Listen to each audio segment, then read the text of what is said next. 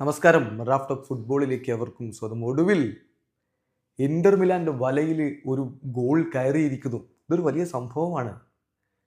ഈ സീസണിൽ ഇതുവരെ യുവേഫ ചാമ്പ്യൻസ് ലീഗിൽ ഒരു ഗോൾ പോലും വഴങ്ങാത്ത ടീമായിരുന്നു അവർ. അതങ്ങ് തീർത്തു അവരുടെ കുതിപ്പ് അവസാനിപ്പിച്ചിരിക്കുകയാണ് ബയർ ലെവർക്യൂസൻ. 540 മിനിറ്റുകൾക്ക് ശേഷം യുവേഫ ചാമ്പ്യൻസ് ലീഗിൽ ഈ സീസണിൽ അവർ ആദ്യമായിട്ടൊരു ഗോൾ വഴങ്ങുന്നു. Inter finally considered a goal. അതായത് ഇന്റർ മിലാൻ അവസാനം ഒരു ഗോൾ വഴങ്ങുന്നു. ബയർ ലെവർക്യൂസൻ അവിടെ വിജയിച്ച് കയറുന്നു. സോ സംതിങ് ഇൻട്രസ്റ്റിംഗ് എന്ന് തന്നെ പറയണം. യൂസിൽ അങ്ങനെ ഒരു ടീം മുന്നോട്ട് പോയിക്കൊണ്ടിരിക്കുകയായിരുന്നു.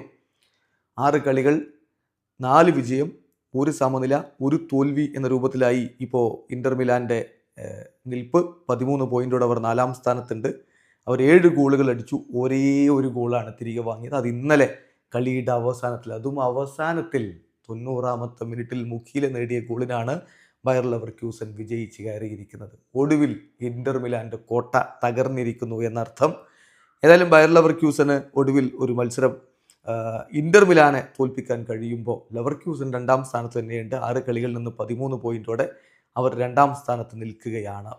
ഇന്നലത്തെ മറ്റ് പ്രധാനപ്പെട്ട മത്സരങ്ങൾ നമ്മൾ എടുത്തു നോക്കുകയാണെങ്കിൽ ഇന്നലെ PSG വിജയിച്ച് കയറിയിട്ടുണ്ട്. PSG നില മെച്ചപ്പെടുത്തി എന്നാണ് നമ്മൾ പറയേണ്ടത്. കാരണം PSG 26ാം സ്ഥാനത്തായിരുന്നല്ലോ 5 റൗണ്ട് കഴിയുമ്പോൾ. ഇന്നലെ ഏകപക്ഷീയമായ 3 ഗോളുകൾക്ക് RB സാൽസ്ബർഗിനെ പരാജയപ്പെടുത്തിയിരിക്കുന്നു. റാമോസും മെൻഡസും ഡവുമാണ് അവർക്ക് വേണ്ടി ഗോളുകൾ കണ്ടെത്തിയത്. അതോടുകൂടി അവർ 24ാം സ്ഥാനത്തേക്ക് ഉയർന്നിട്ടുണ്ട് എന്നുള്ളത് കൂടി ശ്രദ്ധിക്കുക. അതായത് 24എങ്കിലും എത്തണം, അല്ലെങ്കിൽ പിന്നെ പുറത്താകും, അതറിയാമല്ലോ.